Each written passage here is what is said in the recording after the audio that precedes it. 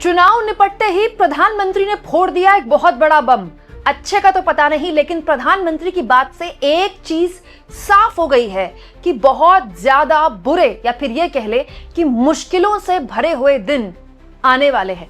दोस्तों, जब प्रधानमंत्री अपील करने लगे पैसा बचाइए, विदेशी मुद्रा बचाइए, सोना मत खरीदिए, जी हाँ, 1 साल तक सोना मत खरीदिए, और तो और जो तेल हम खाना बनाने में इस्तेमाल करते हैं ना, उस तेल का इस्तेमाल भी कम से कम कीजिए, जितना हो सके विदेश जाने से बचिए, और तो और अगर जरूरत पड़े तो ही घर से बाहर निकलिए। कोशिश कीजिए कि वर्क फ्रॉम होम कर लें, कोविड टाइम्स की तरह, कोरोना काल की तरह। पेट्रोल डीजल का भी खर्च कम से कम कीजिए, बस या मेट्रो या ट्रेन का इस्तेमाल कीजिए।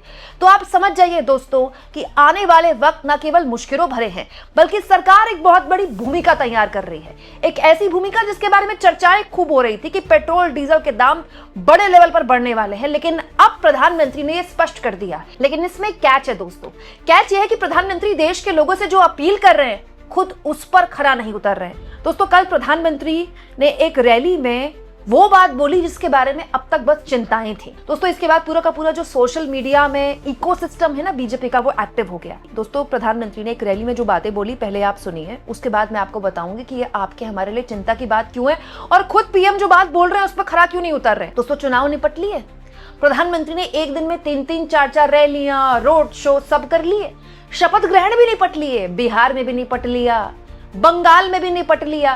जब सब हो गया तब प्रधानमंत्री कल, सोचिए, कल एक रैली में, वहां भी एक रैली में बोल रहे हैं, वो वीडियो कॉन्फ्रेंसिंग में नहीं बोल रहे हैं, एक जनसभा में लोगों से अपील करते हैं कि पेट्रोल बचाइए, वर्क फ्रॉम होम कीजिए। क्यों? क्योंकि ये देश हित में है। दोस्तों, वो इसीलिए क्योंकि प्रधानमंत्री को अब ये बात याद आई कि जो 2-2.5 महीने से जो युद्ध चल रहा है ना, अब तो हालांकि पहले से काफी कम हो गया, लेकिन उससे जो तेल का पूरा आपूर्ति हुई है और उसकी वजह से जो रुपया की, जो डॉलर के मुकाबले रुपया गिरा है, वो एक बहुत बड़ी चिंता हो गई और भारत सरकार को ज्यादा पैसे खर्च करने पड़ रहे हैं, ज्यादा डॉलर खर्च करने पड़ रहे हैं तेल खरीदने के लिए। तो प्रधानमंत्री अब जाकर जागे, जब सब कुछ निपट लिया, ये कहते हुए कि जितना हो सके पेट्रोल बचाइए, वर्क फ्रॉम होम कीजिए, कोरोना काल की तरह। जैसे एक बड़ा संकल्प है पेट्रोल डीजल का संयम से इस्तेमाल करना, साथियों, हमें पेट्रोल डीजल का उपयोग कम करना होगा।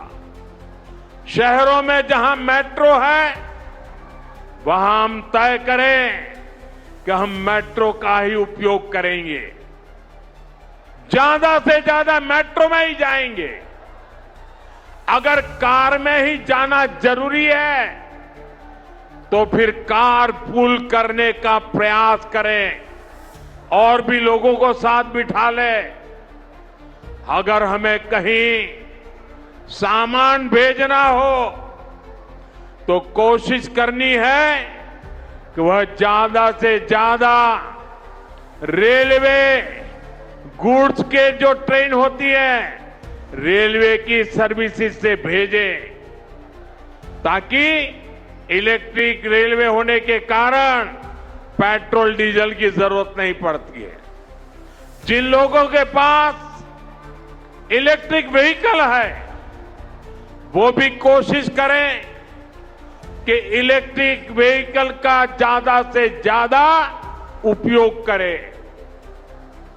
साथियों, हमने कोरोना के समय में वर्क फ्रॉम होम की, ऑनलाइन मीटिंग्स की, वीडियो कॉन्फ्रेंस की, ऐसी अनेक व्यवस्थाएं विकसित की और हमें आदत भी हो गई थी। आज समय की मांग ऐसी है कि उन व्यवस्थाओं को हम फिर से शुरू करें तो वो देश हित में होगा। दोस्तों, प्रधानमंत्री यही नहीं रुके। वो प्रधानमंत्री जिन्होंने कांग्रेस पार्टी के लिए कहा था कि ये अगर सत्ता में आए तो मंगलसूत्र चुरा लेंगे आपका, वो प्रधानमंत्री देश के लोगों से कह रहे हैं कि 1 साल तक सोना मत बनाइएगा, क्योंकि इसमें भी सरकारी धन खर्च होता है। जैसे आजकल जो विदेशों में शादियों का, विदेशों में घूमने का, विदेशों में वैकेशन पर जाने का मिडिल क्लास में कल्चर बढ़ता जा रहा है। हमें तय करना होगा कि जब ये संकट का काल है और हमारी देशभक्ति हमें ललकार रही है, तो कम से कम 1 साल के लिए हमें विदेशों में जाने की बातों को टालना चाहिए। भारत में बहुत सारी जगह है, वहां हम जा सकते हैं। बहुत कुछ भारत में किया जा सकता है। इस बेटी को नीचे बिठाइए, उसे थक जाएगी। उस बेटी को बिठाइए। वो थैंक यू बेटा, थैंक यू। बैठिए, आप नीचे बैठिए। मैंने देख लिया बेटा, उसको देख लिया। अब आप बैठ जाइए। हाँ, इस छोटी बच्ची को क्यों परेशान करते हो भाई? इन बच्चों को बैठने दीजिए प्लीज। बच्चों को परेशान मत कीजिए जी। साथियों, हमें विदेशी मुद्रा बचाने के जो भी रास्ते हम लोग अपना सकते हैं, हमें बचाना होगा। साथियों, गोल्ड यानी सोने की खरीद एक और पहलू है जिसमें विदेशी मुद्रा बहुत अधिक खर्च होती है। एक जमाना था जब संकट आता था, कोई युद्ध होता था, तो लोग देश हित में सोना दान दे देते थे। आज दान की जरूरत नहीं है, लेकिन देश हित में हमको ये तय करना पड़ेगा कि साल भर तक घर में कोई भी फंक्शन हो, कोई भी कार्यक्रम हो, हम सोने के गहने नहीं खरीदेंगे, सोना नहीं खरीदेंगे। विदेशी मुद्रा बचाने के लिए हमारी देशभक्ति हमें चुनौती दे रही है और हमें इस चुनौती को स्वीकार करते हुए विदेशी मुद्रा को बचाना होगा। अब आप एक बात सोचिए दोस्तों, 2 महीने हो गए युद्ध चल रहा है, ठीक है, ये पूरा सप्लाई चेन बाधित है। 2 महीने में शादी का सीजन निकल गया। भाई जिसके घर में शादी है, कार्ड बट गए, सब कुछ पहले से तय हो गया, बैंक्वेट हॉल हो गया, अब प्रधानमंत्री कह रहे हैं गोल्ड मत खरीदिए। और ऐसा तो है नहीं कि ये संकट अचानक से आया है। पिछले 2 महीने से सब देख रहे थे, सबकी आंखों के सामने सब कुछ हो रहा था, लेकिन सब सूत्रों के हवाले से चल रहा था। सूत्रों के हवाले से कोई संकट नहीं है, सूत्रों के हवाले से पेट्रोल डीजल के दाम नहीं बढ़ेंगे। लेकिन अब प्रधानमंत्री न केवल संकट के लिए आगाह कर रहे हैं, बल्कि कह रहे हैं कोविड काल की तरह वर्क फ्रॉम होम कीजिए, पेट्रोल डीजल बचाइए। और इससे भी ज्यादा विरोधाभासी चीज पता है क्या है? प्रधानमंत्री जब ये बात बोल रहे थे ना, उसके बाद शाम को रोड शो कर रहे थे। क्या बोलिएगा अब आप? मतलब प्रधानमंत्री के लिए गुजरात में रोड शो करने की कोई जरूरत नहीं थी। अरे गुजरात में तो चुनाव भी नहीं है। तो मोदी जी जो रोड शो आप कर रहे हैं, इसमें भी तो आपकी गाड़ी का पेट्रोल खर्च हो रहा है। जो बात आप खुद कहते हैं, लोगों से अपील करते हैं और लोगों से कहते हैं कि देशभक्ति की भावना हमसे ये मांग कर रही है, देश के लिए मरना ही सब कुछ नहीं होता, देश के लिए जी जाना भी बहुत कुछ होता है, वो खुद आप क्यों नहीं कर रहे? दोस्तों, घर का बड़ा अगर बच्चे से कुछ कहता है ये आपने नहीं करना है, और फिर वो खुद करता है, तो बच्चा क्या बोलता है? पापा आप तो खुद ये करते हो।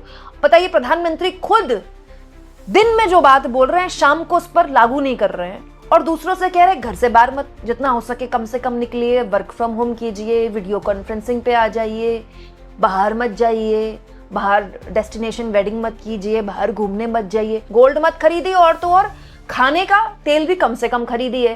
साथियों, ऐसे ही खाने के तेल का भी है। इसके आयात के लिए भी बहुत बड़ी मात्रा में हमें विदेशी मुद्रा खर्च करनी पड़ती है।